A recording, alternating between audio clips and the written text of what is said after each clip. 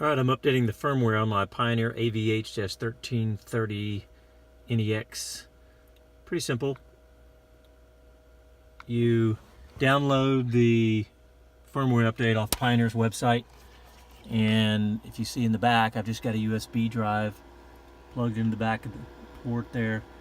Main thing you need to be aware of is make sure you get the right file for your model number, and I tried putting it on a small USB stick and it didn't work, so I grabbed a larger stick and reformatted it, and then unzipped the file directly to the root folder, like the D drive or E or F, whatever drive your USB stick is, and then it worked fine after I did it that way.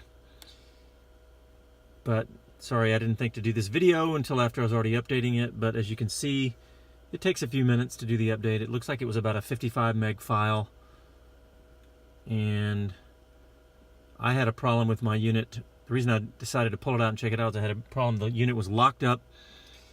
It was only stuck on one station, actually a SiriusXM, and then the volume wouldn't change. You couldn't do anything, and then it would occasionally reboot about every 60 seconds. I was able to reset it, and that fixed that, but while I had it apart, I thought I'd go ahead and update the firmware.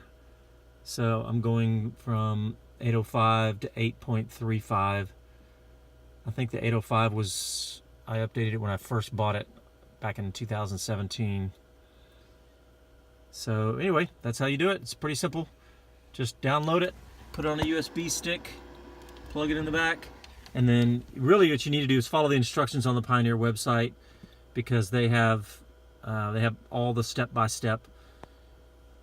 But it is pretty simple. Download the file, unzip it to a zip drive, and then you go to the settings and firmware, and then update firmware, and then it'll ask for the USB stick. You plug that in, and then you hit go.